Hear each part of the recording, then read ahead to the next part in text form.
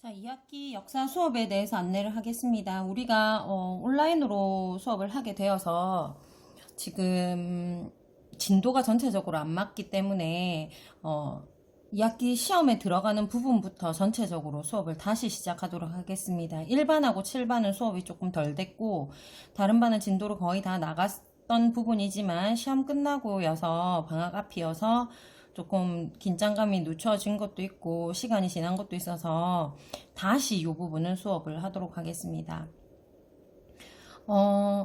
이 부분 수업을 듣고 선생님이 과제 제출방에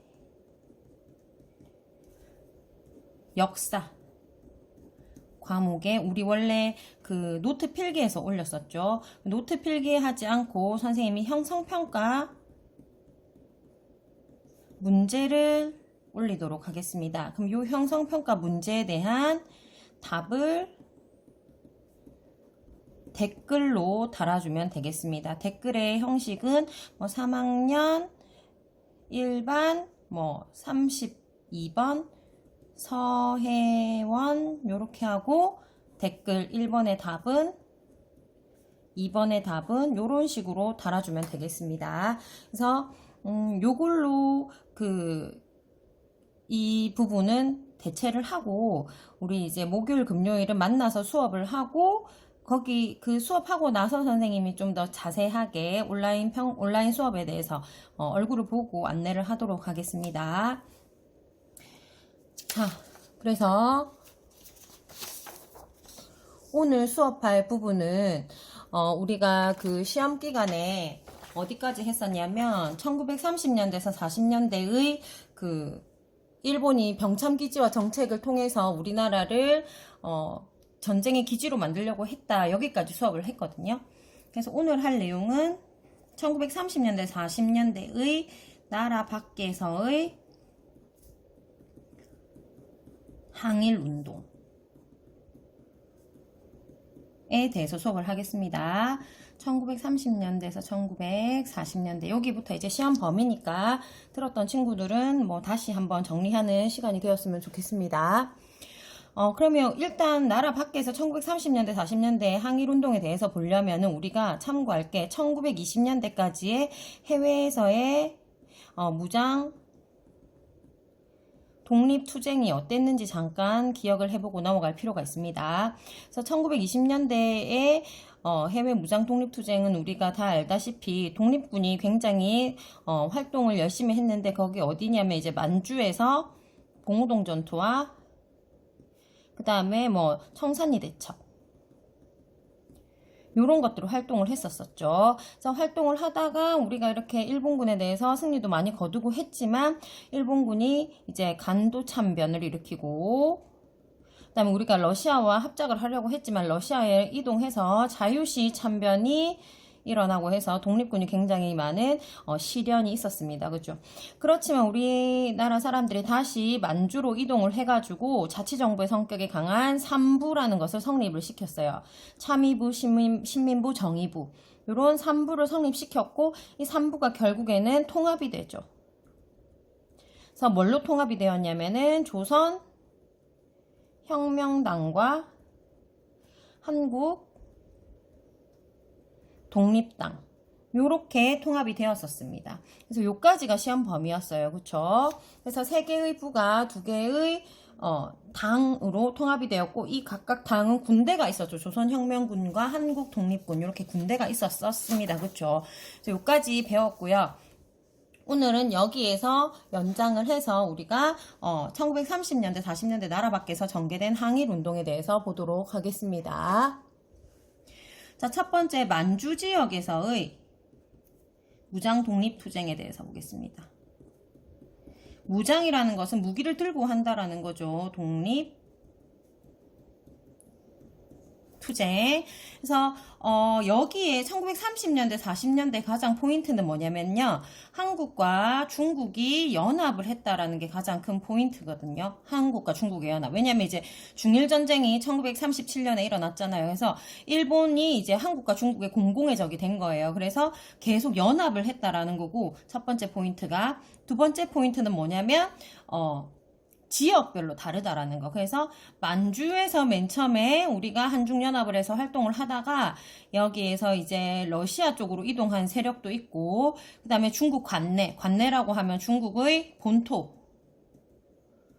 그러니까 중국은 선생님이 우리나라 요렇게 있고 요렇게 있으면 여기 위에 지역이 만주라고 얘기했죠. 그래서 우리나라 북쪽 지역 말고 여기 지역을 우리가 중국 관내 또는 뭐 본토 이렇게 설명을 할 수가 있습니다. 그래서 여기에서 활동하던 사람들이 러시아로 이동을 했거나 아니면 중국 관내로 이동을 했거나 이렇게 해서 두 개로 이렇게 줄여볼 수 있거든요. 그래서 맨 처음에는 만주에서의 무장 독립 투쟁에 대해서 보겠습니다. 역시 이제 한중 연합군이 나왔겠죠. 그래서 한중 연합군이 만들어졌다. 만주사변 이후에 만주사변이라는 것은 그 일본 관동군이 만주를 침략한 전쟁을 얘기하죠. 그래서 이 만주 지역을 대륙과 전쟁하는데 기지로 우리나라만으로 모자랐기 때문에 만주까지 기지로 만들려고 했던 전쟁이 바로 만주사변입니다. 그래서 만주사변 이후에 일본군에 대항하여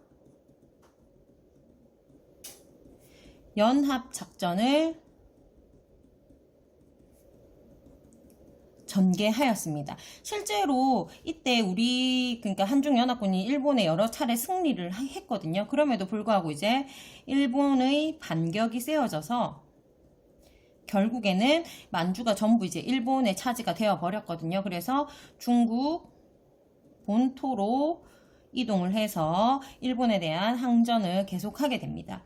여기서 말하는 이제 한국 애들은 누가 되냐면 아까 얘기했던 요 사람들이 되겠죠. 그래서 한 번 더 적어줄게요. 조선혁명당의 조선혁명군 양세봉이라는 사람이 이끌었었죠. 자, 그 다음에 한국독립당의 한국독립군 이 군대는 지청천이라는 사람이 이끌었습니다. 나중에 이 지청천이라는 사람은 우리 그 임시정부의 군대인 한국광복군 을 이끄는 사람이 되는 거죠. 그쵸? 자, 그리고 이제 한중연합군을 이렇게 만들었었고, 이때 당시에 이제 우리나라의 민족주의와 사회주의로 나뉘어졌을 때니까, 사회주의 계열은 또 어떻게 했었냐면, 항일 유격대라는 것을 조직합니다. 항일 유격대. 그리고 동북 항일 연군에 가담합니다. 가담했다라는 것은 같이 했다라는 거예요. 그래서 동북항일연군이라는 것은 뭐냐면 우리 동북하면 이제 동북아시아 요런 느낌 뜻이라고 생각하면 되고 항일은 뭔지 알잖아요. 일본의 항이라는 연군이라는 것은 연합군이라는 뜻이거든요. 그래서 이 동북항일연군은 뭐냐면 동북 쪽에 있는 일본의 항이라는 연합군 즉 중국의 사회주의 단체예요.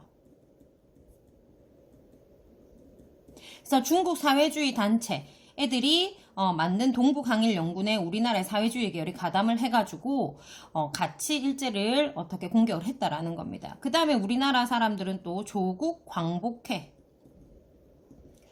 라는 것을 조직을 했어요. 이 조국 광복회는 또 비밀단체입니다. 그래서 조국 광복회를 조직해서 결국에는 또 일본을 당해서 열심히 싸웠지만 또 일본의 반격이 있었던 거예요. 그래서 이 사람들은 사회주의이기 때문에 1910년대 이제 사회주의 러시아에서 소련에서죠. 그 사회주의 혁명이 성공을 거두면서 소련이라고 하는 소비에트 연합이 만들어졌고 그래서 그 소비에트 연합에서 사회주의니까 같은 계열이잖아요. 그래서 얘네들이 활동하는 곳은 이제 러시아, 소련으로 이동을 하게 되는 거예요. 알겠죠? 그래서 좀 정리를 해보자면 만주에서는 이렇게 한중연합군이 만들어졌었다. 근데 이제 얘네들은 결국에는 일본에 대항했지만 중국 본토로 이동을 했고 그 다음에 사회주의 계열이라고 하는 애들은 계열상 어떻게 해요? 똑같이 중국 사회주의 단체랑 연합해서 일본에게 항일 투쟁을 했는데 일본이 반격으로 얘네들은 어디로 이동했다? 소련으로 이동했다라는 겁니다. 그러니까 자기 색깔에 맞게 이동을 하게 되는 거죠. 그렇죠? 자, 그 다음에 두 번째 보겠습니다. 2번 이제 중국 본토에서의 무장 독립 투쟁. 중국 관내에서의 무장 독립 투쟁. 자, 여기에서는 우리가 일단 하나 단체를 알아야 되는데 조선의용대라는 단체를 알아야 됩니다. 이 조선의용대는 김원봉 선생님이 조직한 단체인데요. 김원봉이라 하면 김원봉 선생님은 이제 그 의열단을 만든 사람이었죠. 의열단은 테러하고 폭탄을 주로 썼던 그 단체죠. 그래서 뭐 조선 총독부라든지 종로경찰서라든지 이런 데다가 폭탄 던지고 다녔던 단체죠. 그리고 김원봉 선생은 그래서 일본 애들이 굉장히 현상금을 높게 책정했던 독립투사였고요. 그분이 이제 조선의용대라는 걸 만드는데 이 조선의용대는 여기 만주에서 이동해온 이런 단체들, 우리나라 무장 독립 운동 단체들을 통합을 해버립니다. 그래서 조선의용대를 만들었어요. 만주에서 이동해온 독립운동 단체들을 통합을 했고요. 그리고 여기서 중요한 게 누구의 지원을 받냐면 중국 국민당의 지원을 받습니다. 포인트가 되는 게 바로 이 중국 국민당입니다. 우리나라도 민족주의와 사회주의 계열로 나뉘는데 이 중국도 사회주의와 민족주의 계열로 나뉘거든요. 그래서 민족주의 계열이 바로 뭐냐면 중국의 국민당이고, 다음에 사회주의 공산주의 계열이 중국의 공산당이에요. 그래서 이 국민당을 이끄는 사람이 대표가 누구냐면 이제 그 우리가 알고 있는 그 장제스, 순원이라고 하는 사람들이 있고요. 대표로 장제스만 알아둡시다. 그 다음에 중국의 공산당을 이끄는 사람이 바로 누구냐면 이제 마오쩌둥, 모택동이라고 불리는 사람이죠. 결국에 얘네들이 이제 일본을 대상으로 해서 독립투쟁을 하게 되지만 나중에는 이제 내전이 일어나게 되거든요. 국민당하고 공산당하고 내전이 일어나서 결국에 중국 본토에서 국민당이 쭉쭉 밀려 내려오면서 얘네들이 이제 대만의 국민당 정부를 구성하게 되고요. 얘네들이 이제 중국을 만들게 되는 거죠.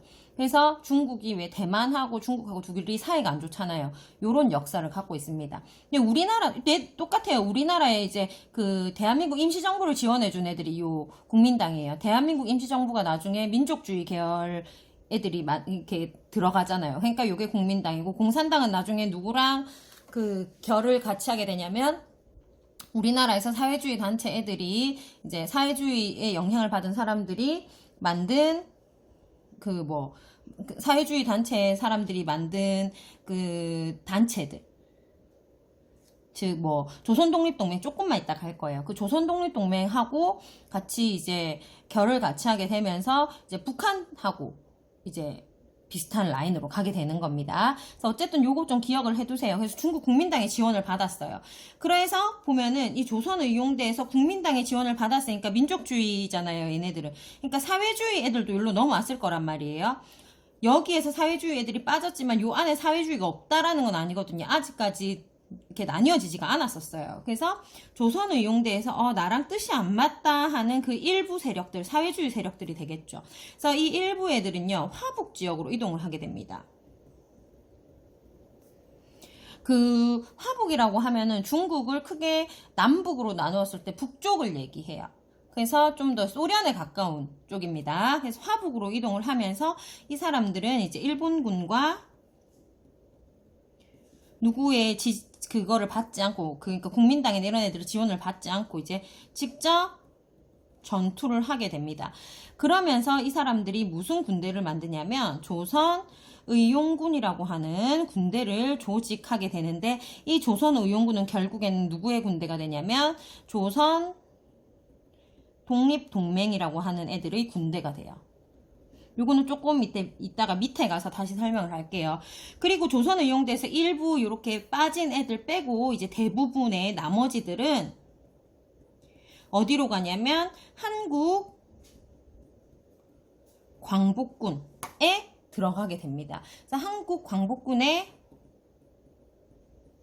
합류를 하게 되죠. 이 한국 광복군이라고 하는 것은 1940년에 조직된 대한민국 임시정부, 우리 대한민국 임시정부 줄여서 임정이라고 얘기했죠. 임정의 군대가 되는 거예요. 알겠습니까? 그래서 임시정부로 조선의용대의 대부분이 임시정부로 들어갔다라는 거 꼭 기억해야 됩니다. 조선의용대의 나머지 즉 대부분이 어디로 들어갔다고요? 임정의 군대인 한국광복군에 합류했다라는 것 조금만 빠졌어요. 조선의용군으로. 자, 그 다음에 중국 관내에서 무장 독립투쟁을 했던 단체가 하나 더 있는데 바로 뭐냐면 조선 독립동맹이라고 하는 단체입니다. 여기 나와있죠. 조선독립동맹의 군대, 조선의용군 얘네들이에요. 조선독립동맹은 뭐냐면 화북지역에 원래 있었던 사회주의 자들이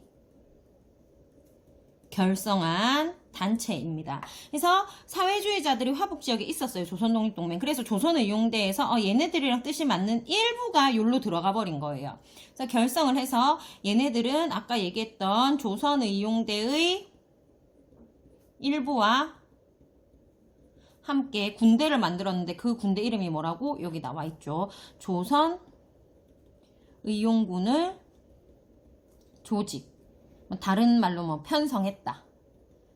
이렇게 보면 되는 겁니다. 알겠습니까? 그래서 조선의용군을 편성을 했고요. 그 다음에 이 조선의용군은 또 누구의 지원을 받냐면요. 중국 공산당의 지원을 받아요. 그래서 중국 공산당과 함께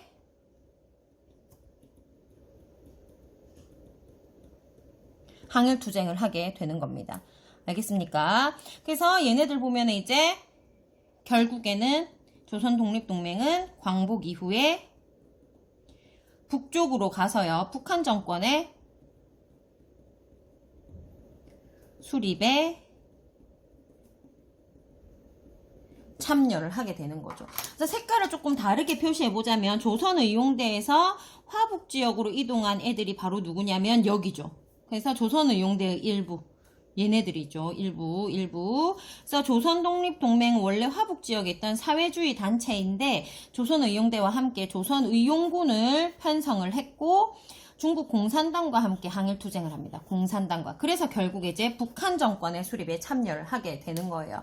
그래서 여기서 틀린 보기로 많이 나오는 게 바로 뭐냐면 조선의용대의 군대가 조선의용군이다라는 보기가 많이 나오는데 그건 틀린 보기예요.